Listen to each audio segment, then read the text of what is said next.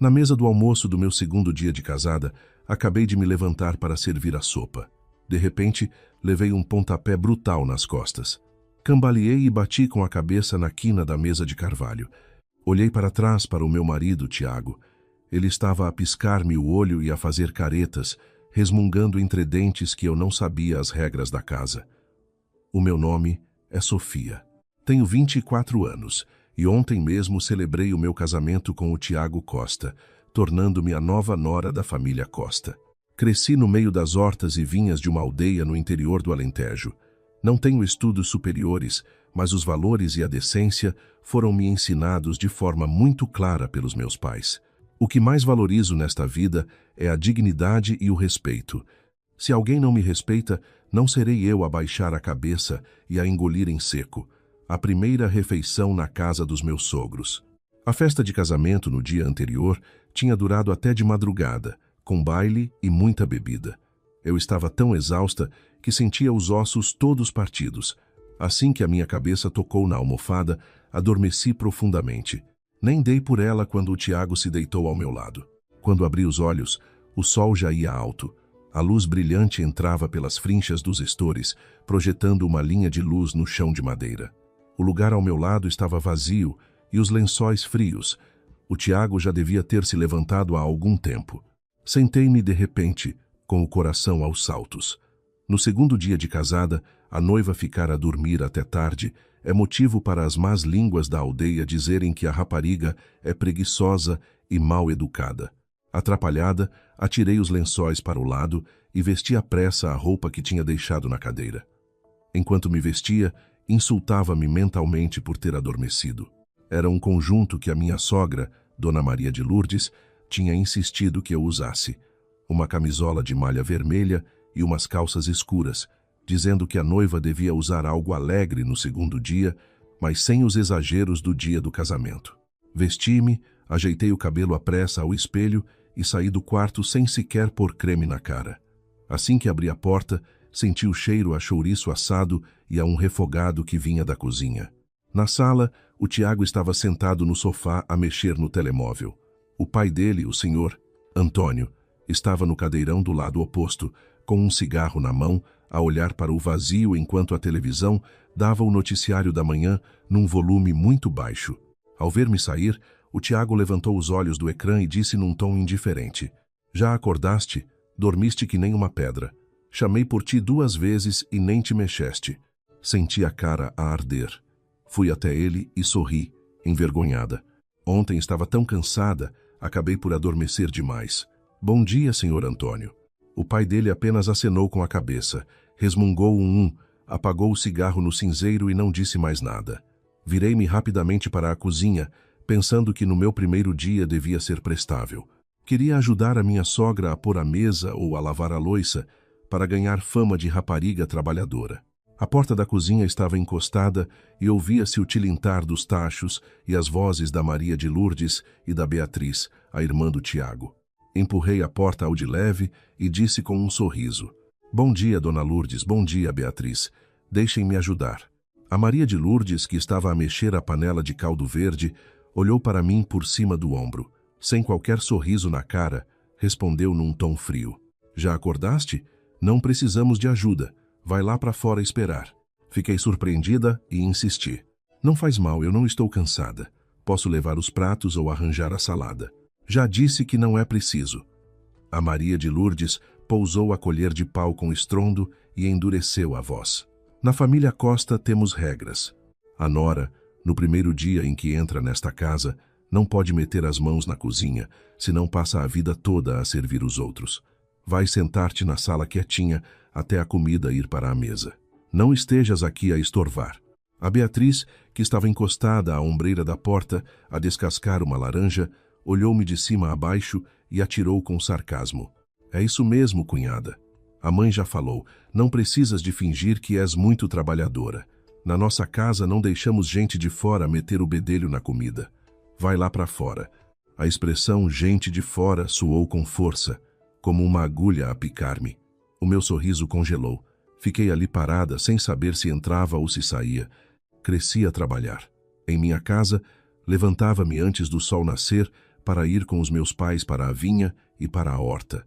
Lavava a roupa, cozinhava, limpava a casa, fazia de tudo. Nunca ninguém me tinha barrado a porta acusando-me de fingir ser trabalhadora ou chamando-me gente de fora. Mas engoli em seco. Era o meu segundo dia de casada.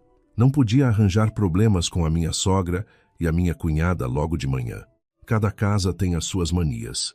Pensei que devia respeitar, não valia a pena estragar o ambiente. Recompus o sorriso e disse: "Está bem, farei como diz. Fico lá fora à espera. Se precisarem de alguma coisa, chamem." Fechei a porta da cozinha com cuidado e voltei para a sala. O Tiago continuava a jogar no telemóvel, nem levantou a cabeça. Sentei-me ao lado dele e disse-lhe baixinho: "Queria ir ajudar, mas a tua mãe não deixou. Disse que era a regra da casa." O Tiago pousou o telemóvel, deu-me uma palmadinha na perna e sorriu com desdém. "A minha mãe é assim, tem manias antigas. Fazes o que ela diz e não leves a peito. Se ela não quer que trabalhes, descansas. Olha que bom." A mão dele na minha perna estava quente, mas o meu coração apertou-se. Quando namorávamos e ele ia à minha casa, ajudava em tudo, fosse no campo ou na cozinha. Chamava tio e tia aos meus pais com a boca cheia de mel, prometendo que, quando casássemos, eu nunca haveria de sofrer nem fazer trabalhos pesados. Mas agora, ao ver-me ser enxotada pela mãe e pela irmã, despachou-me com um "ela tem manias antigas", sem dizer uma única palavra em minha defesa. Cerca de 20 minutos depois, a porta da cozinha abriu-se. A Maria de Lourdes trouxe uma travessa com chouriço assado e ovos mexidos com farinheira. A Beatriz vinha atrás com pão alentejano, queijo curado e azeitonas. O Tiago levantou-se logo para ajudar a mãe a pousar a travessa. "Obrigado, mãe. O caldo verde cheira tão bem, até lá fora me abriu o apetite." A Maria de Lourdes abriu um sorriso de orelha a orelha. "Sabe sempre como agradar a tua mãe. Vá, vamos sentar para comer." Levantei-me também para ajudar a Beatriz com os pratos, mas ela desviou-se bruscamente, pousou tudo na mesa e revirou os olhos. "Não toques, eu faço isto. Vê lá se ainda deixas cair alguma coisa." A minha mão ficou no ar e a minha cara ferveu de vergonha. Na casa dos meus pais, eu era amada, o meu irmão protegia-me e os vizinhos eram cordiais. Nunca ninguém me tinha tratado com tanto desprezo, mas mordi o lábio e calei-me. Não queria que as pessoas da aldeia se rissem de mim, nem queria preocupar os meus pais. A mesa estava farta, uma panela imensa de caldo verde no centro, ovos com farinheira, chouriço, queijo, pão e azeitonas. O senhor Antônio sentou-se na cabeceira. A Maria de Lourdes sentou-se à sua esquerda e o Tiago à direita. A Beatriz sentou-se ao lado da mãe. Sobrou para mim a cadeira na ponta inferior, a mais perto da porta da cozinha. Fui até lá, puxei a cadeira e, quando ia para me sentar, a Maria de Lourdes disparou: "Espera." Parei o movimento, olhei para ela confusa. "O que foi?" Ela olhou-me com desdém.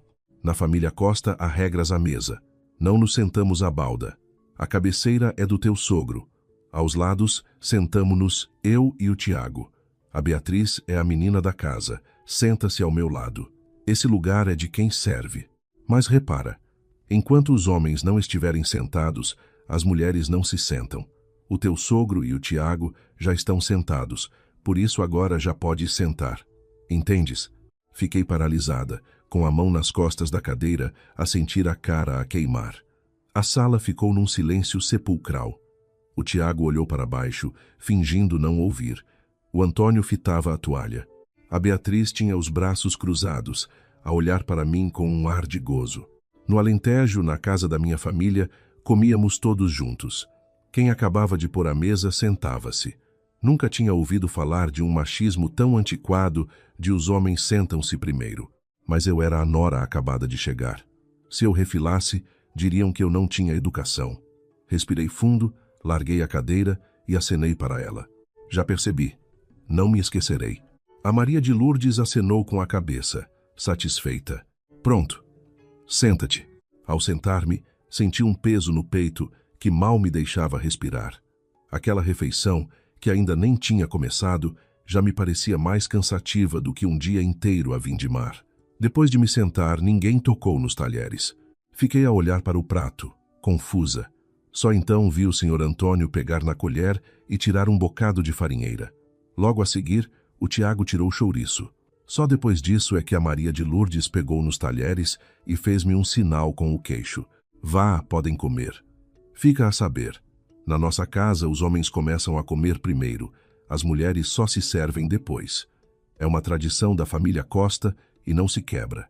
A Beatriz anuiu docilmente, tirou um pedaço de pão e atirou-me um olhar de puro desafio. Apertei os talheres com tanta força que os nós dos meus dedos ficaram brancos. Em pleno século XXI, ainda existiam regras machistas daquelas. Ainda assim, não disse nada. Levei uma azeitona à boca, mas não me soube a nada. Pensei que o pior já tinha passado, mas estava enganada. Após 2 garfadas, a Maria de Lourdes pousou os talheres e começou a listar-me as regras da casa. Sofia, já que casaste com o meu filho, agora és uma Costa. Vais ter de obedecer às nossas regras. Acabou-se a liberdade e a falta de modos que tinhas em casa da tua mãe. Estamos entendidos? Pousei o garfo, endireitei-me e disse: Sim, diga. Estou a ouvir. Ela pigarreou e continuou, como se estivesse a discursar para uma empregada. Primeira regra. As finanças da casa são controladas pelo homem. A partir de hoje, o teu ordenado e o do Tiago vão para a conta que ele gere. Ele dar-te a uma mesada. As mulheres são fracas de cabeça, gastam dinheiro em futilidades. Na nossa família, o dinheiro está com o homem. O meu coração parou. Antes de casar, eu e o Tiago tínhamos concordado em manter as nossas contas e dividir as despesas da casa. Eu trabalhava como caixa num supermercado na vila e ganhava o salário mínimo, mas era o meu dinheiro. Por que haveria eu de lhe entregar o meu ordenado? Antes que eu pudesse abrir a boca, ela continuou. Segunda regra, servir o marido. Quando o Tiago for ao café ou sair com os amigos, não importa a hora, tens de ficar acordada à espera dele. Quando ele chegar, aqueces-lhe a comida e preparas-lhe o banho. Só vais dormir quando ele estiver despachado. A vida de um homem é dura, em casa ele tem de ser um rei. Terceira regra, as lidas da casa são todas tuas. Eu já estou velha e doente. A Beatriz é a nossa menina, foi criada com mimos, não pode estragar as mãos porque um dia vai casar bem. O Tiago é homem, não toca em vassouras. Portanto, lavar, cozinhar, limpar o pó, esfregar o chão, é tudo trabalho teu, e tem de estar impecável. Quarta regra, e a mais importante, dar seguimento ao nome. Casaste para nos dar um neto rapaz, forte e saudável. Se a primeira for rapariga, tentas outra vez, até nascer um rapaz. O Tiago é o único filho varão. A linhagem dos Costa não pode morrer. Ela falava com um tom autoritário, de olhos cravados em mim. O meu estômago deu um nó.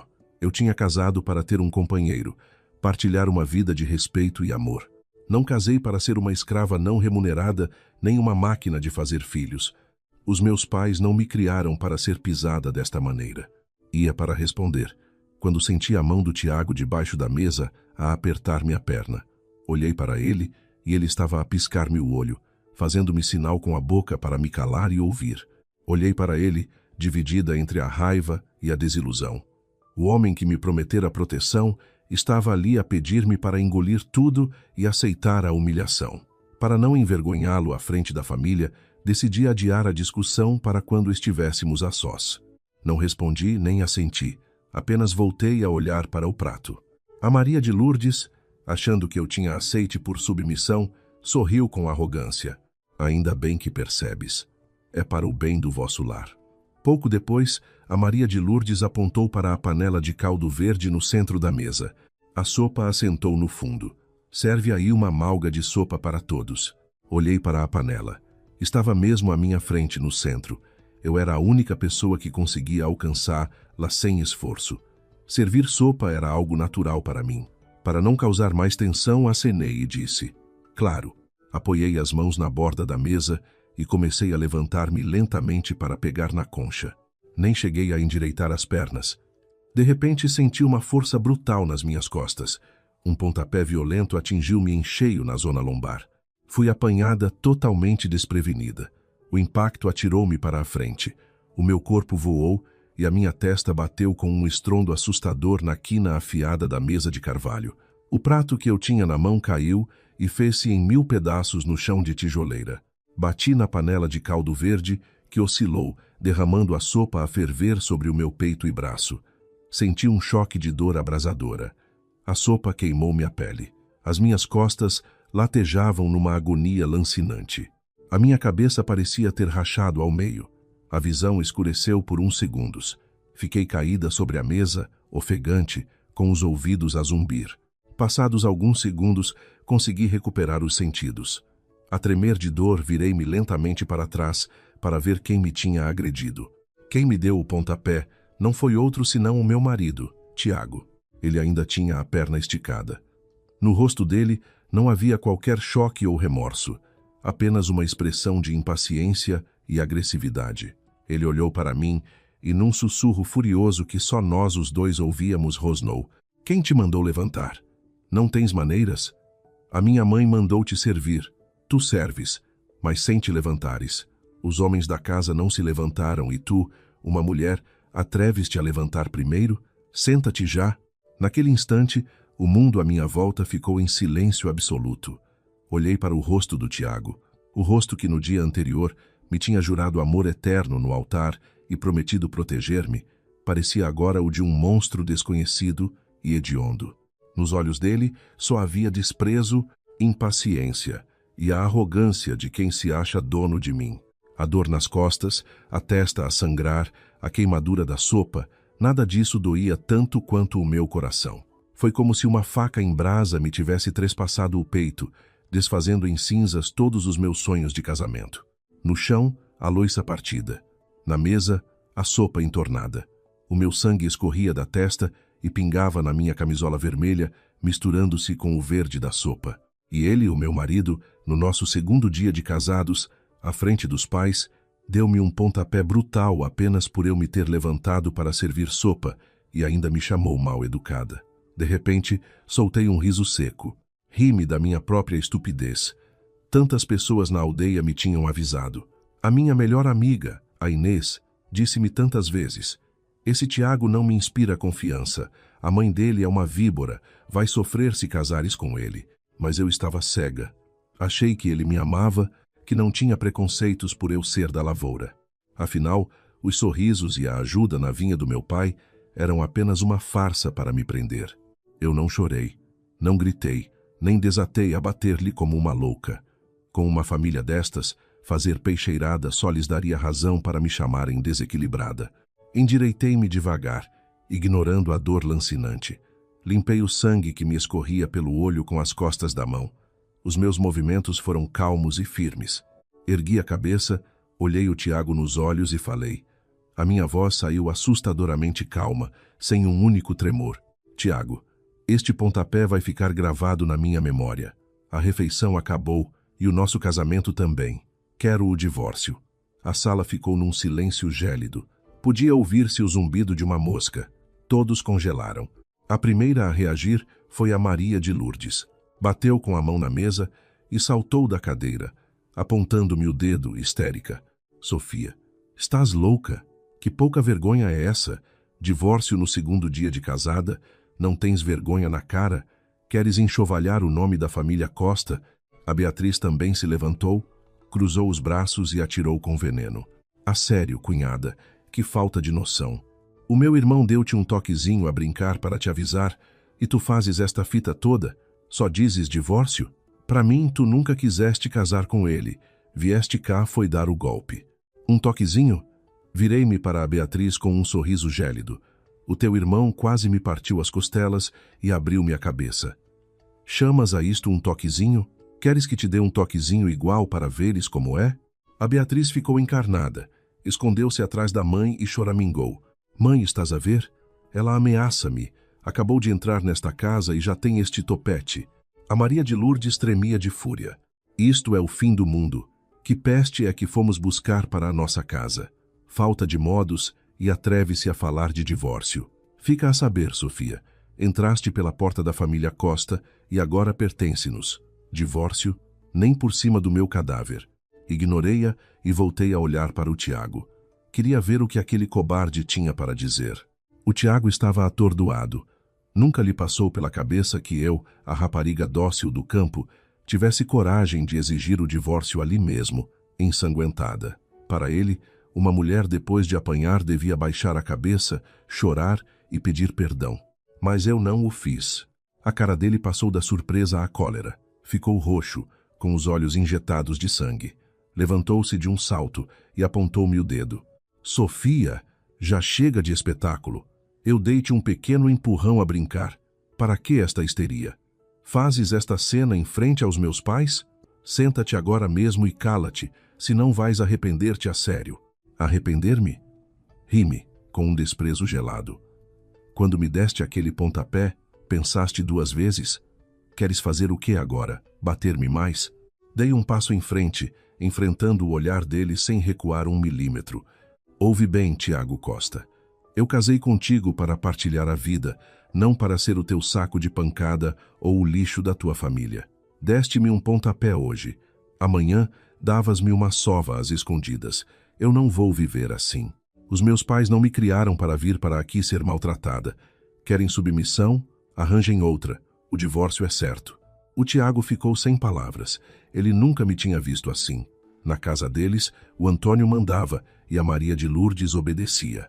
Era assim que ele achava que o mundo funcionava. Ele não sabia que a minha decência não significava fraqueza. Eu tinha limites, e quem não me respeitava perdia o direito ao meu respeito.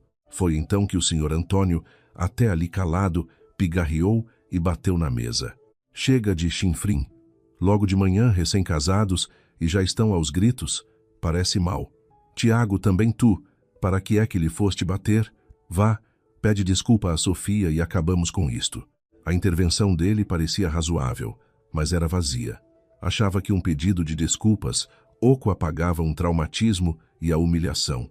Mas o Tiago, claro, explodiu. Pedir desculpa? O que é que eu fiz de mal? Eu estava a ensinar a minha mulher a ter regras. Ela não sabe estar. Eu eduquei-a e ainda se atreve a falar em divórcio. O caraças. A Maria de Lourdes concordou logo. O nosso filho tem razão. Na nossa casa, a nora obedece. Se ela não sabe, o marido ensina. É a lei da natureza. Pedir o divórcio por causa de uma repreensão. É uma ingrata que quer arruinar o bom nome dos Costa. Ver aquela família na sua verdadeira essência gelou-me a alma. Estavam todos podres por dentro. Achar que bater na mulher era educar. Não havia mais nada a dizer. Falar com eles era gastar latim. Virei-lhes as costas e caminhei para o quarto. Ia fazer as minhas malas e sair daquele inferno. Mal dei 2 passos, a Maria de Lourdes atirou-se para a minha frente, abrindo os braços e bloqueando o corredor. A cara gorda dela estava vermelha, os olhos esbugalhados. Aonde pensas que vais, Sofia? Se te atreves a ir fazer as malas, mato-me aqui mesmo à tua frente. Parei e fitei-a friamente. Vou ao meu quarto buscar as minhas coisas. Saiam da frente. O teu quarto? Ela cuspiu-me as palavras na cara. Esta casa é da família Costa. Tudo aqui é nosso. Quando casaste, o teu corpo passou a ser nosso e as tuas coisas também. Daqui não sais. As minhas malas foram feitas pela minha mãe e são minhas. Saiam da frente. Não saio. De repente, a Maria de Lourdes atirou-se para o chão, deitou as pernas para a frente e começou a bater no próprio colo, chorando a plenos pulmões como as carpideiras nos funerais de aldeia. Ai, que vida a minha! Fomos meter uma bruxa dentro de casa. No segundo dia já quer fugir e levar-nos tudo. A vergonha para a nossa família. Ai de mim, prefiro morrer. A encenação era patética e nojenta. O Tiago veio colocar-se à porta do quarto, cruzou os braços e ameaçou-me. Aviso-te pela última vez, Sofia. Para com as fitas. Senta-te e come. Fingimos que nada aconteceu. Se puseres um pé fora de casa, vou agora mesmo à tua aldeia armar um escândalo. Faço com que os teus pais nunca mais consigam levantar a cabeça de vergonha. A vossa família vai ser o pão nosso de cada dia das más línguas. A Beatriz juntou-se a ele. Isso! Vamos dizer a toda a gente que deste o golpe. Levam os 20.000 euros que demos para as poupanças da casa e fogem logo. Quero ver quem é que casa contigo depois. Eles achavam que me iam assustar usando o bom nome dos meus pais e o medo da vergonha na aldeia. Pensavam que eu me submeteria. Não me conheciam. A reputação ganha-se com integridade. Ceder ao medo de o que as pessoas vão dizer e ficar sujeita a levar pancada para o resto da vida seria a verdadeira desgraça. Respirei fundo, tirei o telemóvel do bolso e comecei a marcar um número. O Tiago franziu a testa. O que estás a fazer? Vais ligar para quem? Mesmo que ligues aos teus pais, eles terão de me dar justificações. Ignorei-o. Marquei os 3 dígitos e pus o telefone ao ouvido. Atenderam de imediato. 112. Qual é a sua emergência? A voz calma do operador soou do outro lado. Falei alto, de forma clara, para que todos naquela sala me ouvissem. Bom dia. Quero apresentar queixa à GNR. Estou na rua principal, número tal, nesta vila. Fui vítima de violência doméstica por parte do meu marido. Ele deu-me um pontapé com violência brutal. Bati com a cabeça e estou a sangrar, além de ter sofrido queimaduras. Agora, ele e a família estão a barrar-me a passagem, impedindo-me de sair de casa. É um crime de sequestro e violência doméstica. Naquele instante, a sala calou-se. O choro falso da Maria de Lourdes parou abruptamente. Ela soltou-me as pernas e olhou para mim como se tivesse visto o diabo. O Tiago ficou pálido como cal.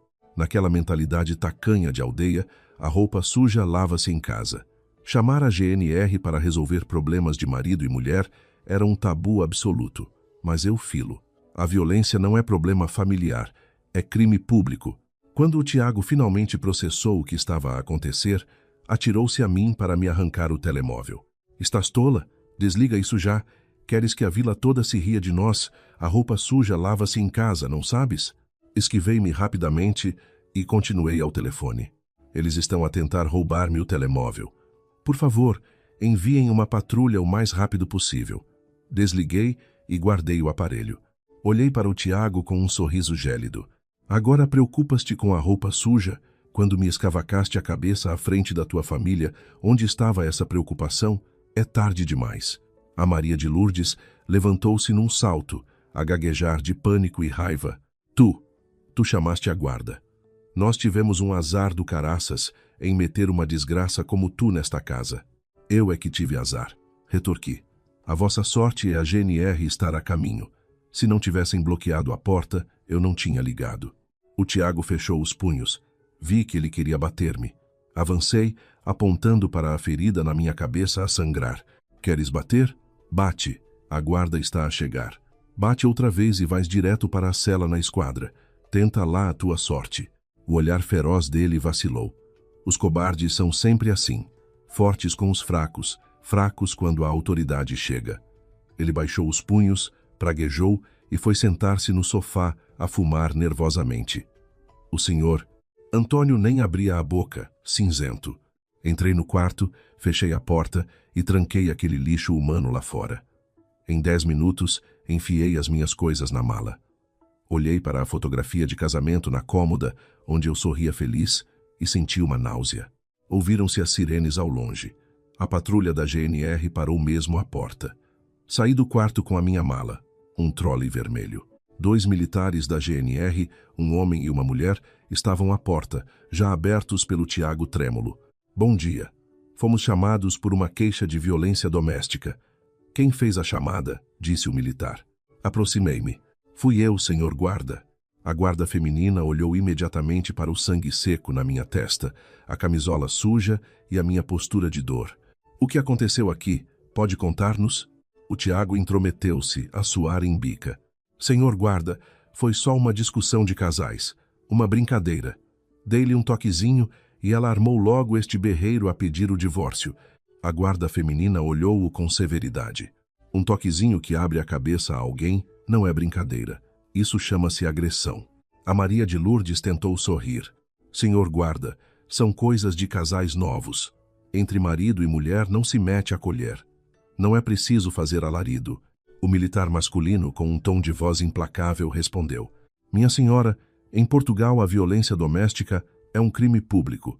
Se há indícios de agressão, nós temos de intervir, quer queiram, quer não. Vamos todos para o posto da GNR prestar declarações. Fomos conduzidos ao posto. Prestei o meu depoimento, pormenorizando tudo. Assinei a declaração. O Tiago tentou mentir, Mas, após o interrogatório rigoroso dos militares, acabou por admitir que me tinha dado o pontapé e que sabia que eu iria cair. Tudo ficou registrado no auto de notícia. Os guardas informaram-no das consequências criminais e avisaram-no para não se aproximar de mim. Perguntaram-me se precisava de ir ao hospital, mas eu disse que, depois dali, iria direta ao centro de saúde da minha terra. À saída do posto, o sol já ia alto. O Tiago olhava para mim com ódio e pânico. A família Costa parecia barata tonta. Sem lhes dirigir uma palavra, levantei a mão e chamei um táxi. Para a aldeia de São Miguel, perto de Évora, por favor. O táxi arrancou, deixando o inferno para trás. Olhei pela janela e, pela primeira vez, as lágrimas caíram. Não de tristeza, mas de puro alívio. Estava livre. A batalha ainda agora tinha começado, mas a minha dignidade estava salva. O táxi parou à entrada da aldeia, debaixo dos sobreiros. Paguei a corrida e desci com a mala. Era hora de almoço. A aldeia estava deserta. Apenas algumas galinhas debicavam o chão poeirento. Caminhei até ao portão da casa dos meus pais, com o coração apertado. Eles são pessoas simples, agricultores que vivem muito em função de o que a aldeia vai dizer. Como iriam reagir a filha a voltar a casa no segundo dia de casada com um pedido de divórcio? Empurrei o portão de ferro, que rangeu ligeiramente. No pátio empedrado, o meu pai, João, estava sentado a comer à mesa de pedra debaixo da latada. A minha mãe, Rosa, vinha da cozinha com uma travessa nas mãos. Ao verem-me entrar, com a testa magoada, a camisola manchada de sangue e a puxar uma mala, os dois congelaram. A minha mãe foi a primeira a reagir. Pousou a travessa com força na mesa de pedra e correu para mim. Os olhos dela percorreram a ferida na minha cabeça e as marcas na roupa, e o rosto dela ficou branco. Sofia, ó filha do céu, o que é que te aconteceu? Por que é que vieste com a mala? O que é isso na tua cabeça? Aquele Tiago fez-te mal. A voz dela tremia e as lágrimas brotaram-lhe logo aos olhos. Ao ver a dor sincera da minha mãe, a fortaleza que construí a manhã toda desmoronou. Abracei-me a ela e comecei a chorar compulsivamente, desabafando todo o choque e a dor. O meu pai pousou o garfo, levantou-se e cruzou os braços, franzindo muito a testa, visivelmente tenso. O que raio se passa aqui? Fala. Por que é que te vieste embora no segundo dia? Discutiste com o Tiago? Choramingando no ombro da minha mãe, contei-lhes tudo, desde as regras machistas impostas pela sogra, ao pontapé cobarde do Tiago, e a minha chamada para a GNR. Quando terminei, o pátio ficou num silêncio pesado. O rosto da minha mãe estava roxo de fúria. Virou-se para um canto do pátio, pegou numa sacha e vociferou. Aquele cabrão de merda! Que raio de família é aquela? Nós criamos-te com tanto amor para te irem bater no segundo dia.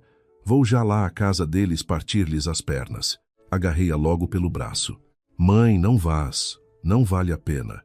Já fiz queixa na GNR. Agora o que quero é o divórcio. Não quero que te metas em sarilhos. Divórcio. Isso mesmo, divórcio. A minha mãe espetou o cabo da sacha no chão. Ninguém toca na minha filha. Divorcia-te daquele animal. Eu estou do teu lado. Mas foi nesse momento que o meu pai, que estava calado a fumar, falou com um tom de frustração e repreensão. Divórcio? Estás maluca, Sofia? Eu e a minha mãe olhamos para ele, perplexas. O meu pai suspirou pesadamente. Vir para casa e pedir o divórcio no segundo dia. Sabes o que as pessoas na aldeia vão dizer? Vão dizer que foste mal ensinada, que és uma mimada que não aguentou o casamento. Vão arrastar o nosso nome pela lama. A vergonha para a nossa família. Não queria acreditar no que ouvia. Fui vítima de violência doméstica. Batiam-me e o meu pai estava preocupado com a coscovilhice da aldeia. Pai, a minha voz falhou. Fui pontapeada, abriram-me a cabeça. E o pai preocupa-se com a vergonha. Queria que eu aguentasse e levasse pancada a vida toda por causa da boca dos vizinhos? As discussões de marido e mulher resolvem-se. Ele ergueu a voz, nervoso. Ele bateu-te, fez mal, mas não se atira um casamento fora logo à primeira. Entre marido e mulher não se mete a colher. Se te divorciares agora, o teu nome fica manchado, mas ninguém te pega. João, mas tu estás parvo dos cornos. A minha mãe explodiu de indignação, pondo-se à minha frente. A rapariga quase que era morta à pancada e tu falas do que os vizinhos vão dizer? O nome da família é mais importante do que a vida da tua filha? Queres que ela morra lá dentro? Eu não disse isso, ele respondeu encurralado. Só acho que o Tiago pode vir cá, pedir desculpa, e ela volta. Divórcio destrói a vida da rapariga. Destrói o Taneco, a minha mãe gritou. A minha filha divorcia-se hoje se for preciso, e se te atreves a forçá-la a voltar para aquele monstro, eu também me divorcio de ti. O meu pai, que sempre teve respeito pela têmpera da minha mãe, não disse mais nada. Sentou-se no banco de pedra a fumar furiosamente. A minha mãe pegou-me pela mão. Anda, filha, vamos ao centro de saúde da vila tratar dessa ferida e pedir um relatório médico, que isso serve de prova no tribunal. Quem se lixar com os boatos, que lide com eles. O que interessa és tu. Aquele relatório médico, assinado pela médica de família, tornou-se mais tarde a minha principal arma. Naquela noite, o meu pai nem falou ao jantar. Sabia que a cabeça dele estava à roda com os costumes arcaicos, mas eu não me arrependeria. Na manhã seguinte, ainda o sol mal despontava, ouvi um carro parar junto ao portão e alguém a chamar pelo meu pai. A minha mãe entrou logo no meu quarto e sussurrou. São os Costa. Veio a família toda, cheios de sacos e presentes. Querem falar contigo. Não os quero ver, mãe. É tudo encenação para me convencerem a voltar.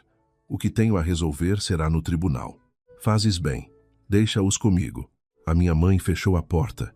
Da minha janela, ouvi o que se passava no pátio. A Maria de Lourdes, que ontem era uma megera autoritária, usava agora uma voz de velhinha dócil. Ó, compadre João, comadre Rosa, viemos pedir perdão. Não soubemos educar o nosso filho. Viemos pedir desculpa à Sofia. O Tiago, num tom choroso, implorava do lado de lá do muro. Senhor João, dona Rosa, eu sou um animal. Fui estúpido. Não devia ter batido na Sofia. Foi o meu orgulho parvo de homem. Perdi a cabeça porque ela não me consultou antes de se levantar. Mas eu amo a vossa filha. Perdoem-me. Nunca mais lhe toco com um dedo. Eu juro por Deus, nosso Senhor, que corto as minhas próprias mãos se lhe fizer mal. O meu pai vacilou com tanta promessa falsa e perguntou timidamente. Tiago, um homem não levanta a mão a uma mulher. Estás mesmo arrependido? Estou, sogro. O que quiserem que eu faça, eu faço. Chamem a Sofia, deixem-me implorar a ela. Foi então que a minha mãe interveio, implacável como o granito. Poupem a voz, gritou a minha mãe do portão. Não me venham com juras a santos. Quem bate uma vez, bate duas. A minha filha não é para vocês e não quer ver a vossa cara. O divórcio vai para a frente. O resto falem com os advogados. A Maria de Lourdes mudou o tom, choramingando. Ai, comadre, não destruam o casamento deles. É pecado. Tenha compaixão. Compaixão devia ter você pela rapariga que ontem foi parar a GNR a sangrar. João, feche o portão e não se fala mais nisso. Apesar da hesitação, o meu pai empurrou o portão. A Maria de Lourdes tentou forçar umas caixas de pastéis e garrafas de vinho lá para dentro. A minha mãe pontapeou as caixas para a rua. Peguem nesse lixo e deem ao vosso filho para ver se lhe dá inteligência. Andor daqui para fora. O portão bateu com estrondo. O Tiago e a família foram-se embora, mas a paz não voltaria tão cedo. As aldeias são assim. Não há segredos. Em meio-dia, todos sabiam que eu tinha vindo no táxi da vila. Escoltada, segundo eles, pela GNR, começou o corrupio de visitas inocentes. Vizinhas vinham a pretexto de pedir uma chávena de açúcar ou perguntar das galinhas, apenas para cravarem os olhos em mim e perguntarem o que se passava. Quando iam embora, a máquina da fofoca começava. Nos dias seguintes, a versão dos factos foi deturpada. No café da aldeia e à porta da igreja, só se falava de mim. A Sofia não sabe estar. Foi lá dar uma resposta torta à sogra e o rapaz teve de lhe dar um chega para lá. Ela casou por interesse. Ficaram com os 20.000 euros que os pais do noivo deram para a casa e agora ela arranjou uma desculpa para fugir.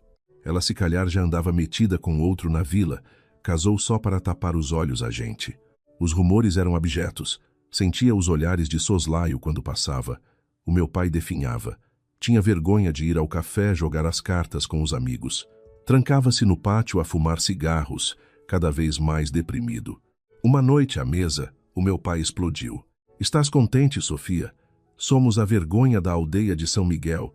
Dizem que a nossa filha é uma ladra de casamentos. Como é que eu alguma vez vou limpar o meu nome? Eu levantei os olhos. Pai, eu não roubei nada. Aqueles 20.000 euros estão numa conta poupança em meu nome. Não mexi num cêntimo e vou devolvê-los assim que o divórcio sair. E fui eu a vítima. A vergonha deve ser deles por serem criminosos, não minha. Mas as pessoas não querem saber disso. Se voltasses para ele, isto apagava-se tudo. A minha mãe levantou-se e apontou-lhe o dedo à cara.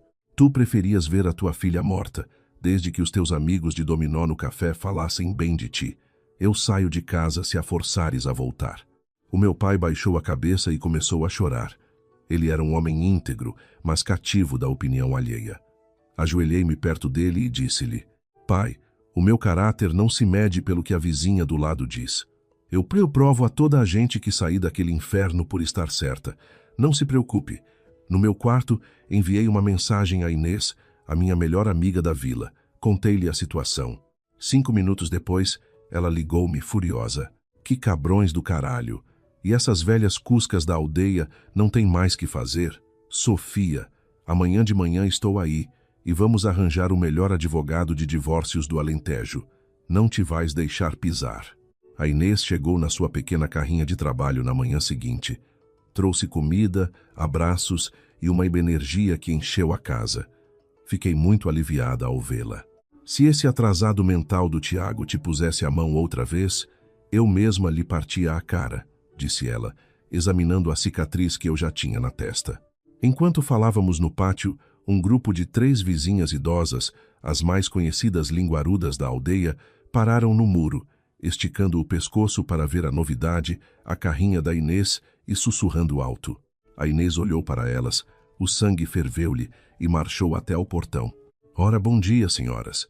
Perderam alguma coisa aqui dentro ou vieram só destilar veneno? Uma das mulheres respondeu, ofendida. Quem é a menina para nos falar assim? Estamos na rua pública e não temos culpa se a noiva daqui foge de casa para roubar o marido. A Inês pôs as mãos na cintura e levantou a voz para que meia aldeia ouvisse. Roubar? A Sofia foi espancada e teve de ir para a GNR porque o merdas do marido dela lhe abriu a cabeça. É crime público. E olhem que difamação também é crime em Portugal. Eu sou advogada, ela não era, mas estava a fazer bluff e já tenho os vossos nomes apontados. Mais uma palavra sobre a Sofia e recebem uma cartinha em casa para responderem por calúnias no tribunal de Évora. Tem dinheiro para indemnizações? As 3 mulheres empalideceram. Ninguém gosta da palavra tribunal. Olharam umas para as outras em pânico e debandaram rua abaixo, a murmurar orações. A Inês virou-se para mim, piscou o olho e riu-se. Conosco não brincam. Olha, Sofia, falei com um cliente do meu trabalho. Ele é advogado de família, espetacular a lidar com divórcios litigiosos e casos de violência. Está à nossa espera amanhã na vila. Vamos avançar com tudo. Os Costa ainda tentaram a via diplomática, enviando tios, avós e compadres respeitados para pressionar o meu pai com o discurso do casamento é para a vida toda, nos bons e maus momentos. Corri com eles dizendo que não assinei nenhum contrato para ser saco de pancada.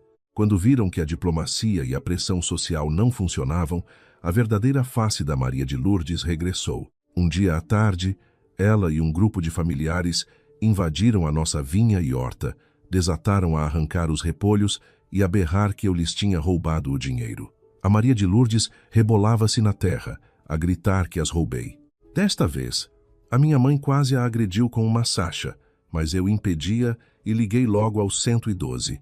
Quando a GNR, os mesmos guardas da vila, chegou, a Maria de Lourdes tentou fazer-se de vítima, mas o guarda militar mandou-a calar de imediato. Foram obrigados a pagar os estragos na propriedade e ela foi notificada para não se aproximar de nós sob pena de detenção. Foi a humilhação final da família Costa perante a vizinhança. O processo legal não foi difícil porque eu tinha a prova irrefutável da GNR e do centro de saúde. Dei entrada com o pedido de divórcio litigioso por culpa do cônjuge, violência doméstica.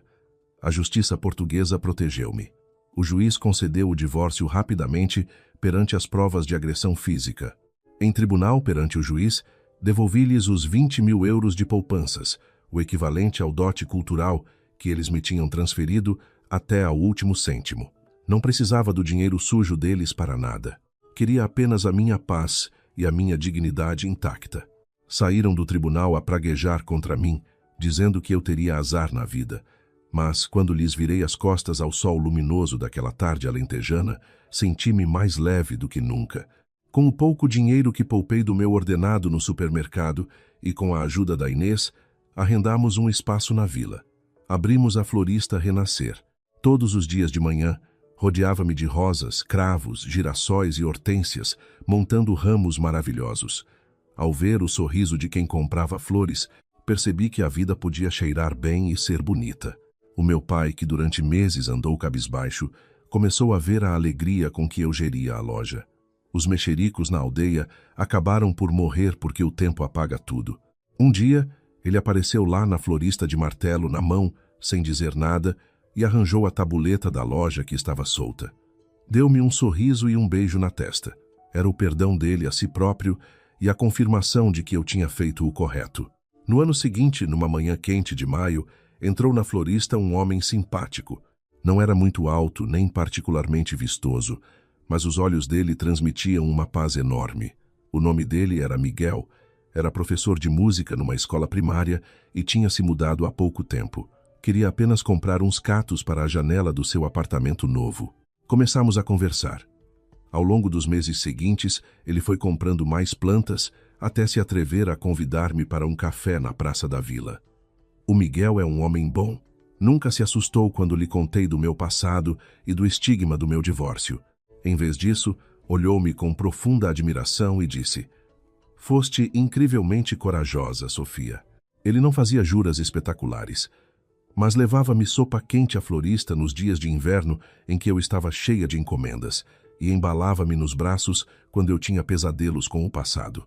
Ensinou-me o que era amor verdadeiro, construído no respeito, igualdade e carinho. 2 anos depois do meu pesadelo, estava eu numa praia solarenga no Algarve, na Praia da Rocha, com um mar imenso a beijar o areal. Era o dia do meu casamento com o Miguel. Uma cerimônia simples, pés na areia, apenas com a família e a Inês. O meu pai, de fato e gravata, com os olhos vermelhos, entregou a minha mão ao Miguel com a voz embargada. "Miguel, a vida da nossa Sofia não foi fácil. Promete que tomas bem conta dela." O Miguel apertou a minha mão, olhou para o meu pai e respondeu, com a serenidade de quem sabe o que diz: "Prometo, Senhor João. Vou usar o resto da minha vida para mostrar que a Sofia fez a escolha certa hoje. Vou amá-la e respeitá-la sempre e deixá-la ser exatamente quem ela é."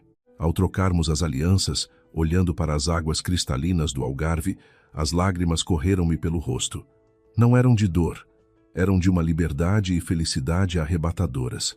Aquele pontapé do Tiago pode ter destruído a minha inocência de rapariga e atirado o meu antigo eu para o chão, mas também foi a alavanca que me salvou do inferno.